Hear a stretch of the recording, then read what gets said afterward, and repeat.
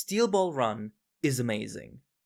If you have ever read or heard of Part 7 of Hirohiko Araki's JoJo's Bizarre Adventure manga, then I think it's safe to say that you likely agree with what I just said.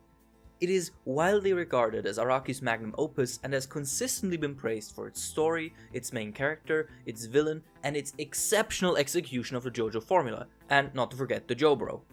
But among all the fanfare, it's actually not all that easy to pin down what the story is fundamentally about. Between all the bombastic action and delightful characterization, it's actually the themes that become the hardest to properly understand and pin down. The reason for that is actually quite simple. Steel Ball Run doesn't have one singular central theme like for example Golden Wind does. Rather, it has multiple thematic angles one can approach from when trying to analyze it and the ideas it presents. That in turn makes analyzing it that much more interesting and rewarding and more personally relevant because everyone can have their different ways of interpreting it. And that is a testament to the quality of this part. So today, I would like to hone in on what I believe to be an incredibly important theme in Steel Ball Run that I observed. As I said, there are many possible answers and approaches to this, so if you disagree, feel free to comment or even make your own video, I'll watch it. Among the many themes Araki presents within Steel Ball Run, I think one of the most interesting and important ones is the idea of a father's love. Fathers, as parents, are incredibly instrumental to the development of any person.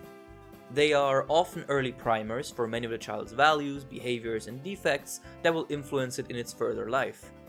So they are naturally present in fiction, often taking a role as a catalyst for the protagonist or the plot. Steel Ball Run, however, goes a step further and establishes fatherhood as a subtle but consistent theme of the entire story. While there are some smaller instances of it popping up, I want to focus on how it connects the three major characters of Steel Ball Run and how that connection is used to open up a dialogue about the love of a father and fatherhood in general. Gyro Zeppeli is a character defined by altruism and optimism. He decides to help the paraplegic Johnny out and teach him about the steel balls at basically no prospect of reward or recompense, after all. However, he also possesses cocky, rebellious, and aggressive tendencies. And all of these traits are consequences of his father, Gregorio Zeppeli. Daddy Zeppeli was a man that wished to rid all emotionality from his life and his family's life. As the head executioner and doctor at the court of Napoli, emotion simply could not be allowed to interfere. This goes both ways. He does not go out to social events or celebrate his son's graduation, but he also never yells or gets angry. Sentimentality simply has no place in his existence. This led to a very stern, authoritative, but respectful upbringing for young Gyro. He was not only taught the spin, but also a plethora of life lessons regarding duty, optimism, and of course fate. It is here where Gregorio had his main effect on Gyro. He was a true father. He, through a personal and impactful relationship, gave Gyro what he needed to choose his path. That path may have been against Gregorio's ideas, but that's exactly the thing. Fathers shouldn't force you down a road they approve of, but rather they should give you the emotional and mental tools and resources you need to decide on which road you want in life. This influence isn't always direct or even positively proportional.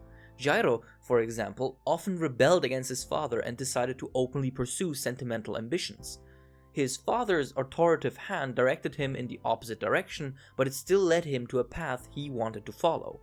That path may have been somewhat naive, as trying to save a single boy by winning a foreign country's race and procuring a magical cure is pretty reckless. Nonetheless, it set him on his way to not only meet Johnny, but to truly reflect on what his journey means to him. It's not a coincidence, after all, that one of the most important steps in his progression is literally called the True Man's World, a name easily related back to the lessons a father usually imparts on his sons. So even though he rebelled against his father and his journey ultimately concluded with his death, Gyro Zeppeli was enabled and empowered through his relationship with his father. Another empowering yet different relationship is found within the family of US President Funny Valentine. Valentine is, of course, the determined, ruthless, fiercely patriotic President of the United States and one of the best characters Araki has ever created. And rest assured, a video on him is definitely coming. However, for now, let's focus on what makes him relevant to this video. Just like Gyro, Valentine learns and retains a lot from his father. His uncompromising, ambitious nature, his unyielding patriotism, his will to protect and serve his country, all these things are things he learned from his father, or at least he claims to have. Thing is though, while Gyro learned all of this from his actual father, Valentine didn't really have any time with his dad. Valentine's father died in the war when he was just a little child, and had only very limited time to teach his son, well, anything. Rather, Valentine inferred and interpreted all of his father's values posthumously after his death. As he himself states, the handkerchief his father left him taught him of a father's love. Not his father himself. And this is where it went wrong for Valentine. The lessons he internalized weren't the messages left and imparted by his dad in person. Instead, in a weird, reverse way, Valentine developed and rationalized his own interpretations of what little he knows about his father, and proceeded to then attach any further values he deduced from that to the handkerchief and to the father's identity. It's less about the lessons his father left him, and rather about the things Valentine excuses as originating from his dad. And these values and ideals that he attaches to his father's image, he carries for the rest of his life.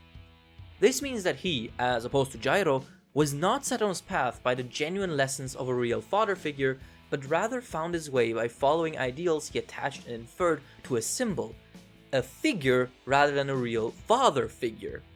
And this seems to be almost fated, as Valentine is the one constant in all the multiverses that exist through D4C. In everyone he visits, his father is already dead. So even if he wanted to, he could never actually seek and receive the true lessons his father would have given him, whatever they may have been. It's almost as if he is forever fated to only receive a twisted, unclear and murky notion of fatherhood. And it is this notion that he extrapolates, interprets and carries with him all throughout his life and Steel Ball Run. Because he never actually got any real teachings from his father, his belief in what little he does attach to that idea grows exponentially until he becomes the resolute individual we meet in Steel Ball Run. So Valentine is empowered by his father, but not directly like Gyro, but rather simply by the idea of his father and his love. For Valentine, a father is less of a person and more of a symbol, and this is what leads to his rise to power.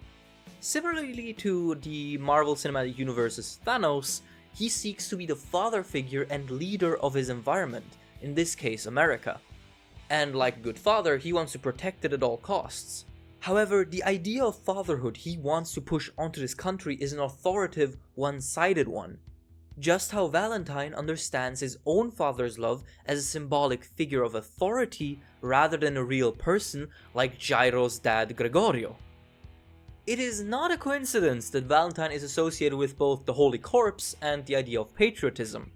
The Holy Corpse is, of course, the body of Jesus Christ, who died for humanity and in doing so took all of our sins with him. In a sense, he protected us and shielded us from our own destructive nature in an act of both compassion and authority, similarly to a father figure.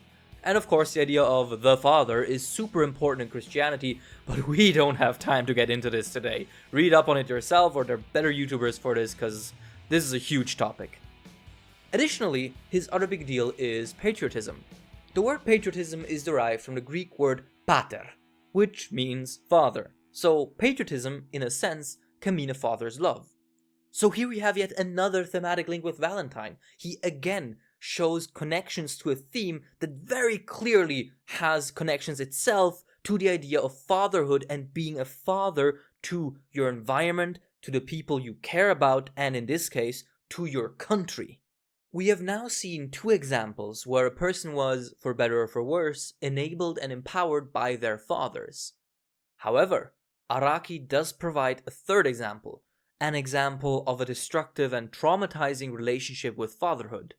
And that is, of course, the tragedy of Johnny Joestar. As the son to a family of aristocrats, Johnny was weighed down by quite the legacy. From a young age, his father saw both of his sons, Johnny and Nicholas, as horse-riding geniuses. This naturally created pressure, especially since George Joestar I was a stern and serious father. After the untimely death of Nicholas, which Johnny blamed himself for, he obsessed over horse riding in his quest to be the best possible. However, he could never beat Diego Brando, nor could he ever receive the pride and respect of his father. After a violent argument, George even goes as far to say that God took the wrong son. These words very clearly haunt Johnny for the rest of his life. While he continues his rise to the equestrian top, he likely develops an ego as a defense mechanism against the words his father etched onto his heart and the self-doubt and loathing that would naturally entail. An ego that, eventually, indirectly leads to his downfall and, later, depression. Throughout the course of Steel Ball Run, Johnny consistently doubts and thinks very low of himself. This is clearly a consequence of what his father said. The hollow successes Johnny achieved in his youth simply can't outshine his guilt and his father's words. It's also pretty apparent that even though Johnny left his parents' home after his fight with his father, he, in some way, believes what his father said to be right. He agrees that God maybe took the wrong son. And it's these words that echo through his mind all throughout the events of Steel Ball Run. Even during the final confrontation with Valentine, he remembers his father and compares his feeling towards him to the way Valentine speaks of his. He goes as far as to conclude that Valentine is the more righteous person due to this difference in them, and tries to put his trust into him and his proposal. However, perhaps on a hunch, perhaps due to his knowledge of what humans are, he decides to test Valentine's honesty by asking him to pick up his original gun. The idea being that if Valentine had procured a gun in an alternate universe in order to betray his promise and shoot Johnny, the two guns would attract and destroy each other. And both Valentine and Fate confirm what Johnny had feared. Valentine might have had a better message imparted to him by his father, but it wasn't real. It was simply an interpretation and a symbol, but not the ideals, values, and principles of a real person. So, likewise, Valentine's fate and goals were flawed, overly idealistic, but lacking in the human emotional element. As cruel and demoralizing George Joestar's parenting was, it was the act of a human being and intrinsically tied to the human experience. And as we know, humanity and fate are very central themes to the entire JoJo series. And so, fate ordained that Valentine's lack of human fatherhood led to him betraying Johnny and being killed in the process, demonstrating that even a twisted and unfulfilling upbringing beats and conquers an inspiring, yet fake and constructed one. In short, humanity wins at the cost of everyone's misery. But this is just one possible way of interpreting this. As I said, Steel Ball Run has loads of different ideas and themes present, and you could do a lot with them. This is just an approach that I found interesting, but it's just amazing how much stuff Araki managed to pile into this story. It's just incredible. Thank you all for watching. I am so glad to be back. There's gonna be regular videos again, and if you want to see more videos like this and support it, consider subscribing and also possibly supporting me on Patreon, since that opportunity exists now. Stay safe and take care, and I'll see you next time.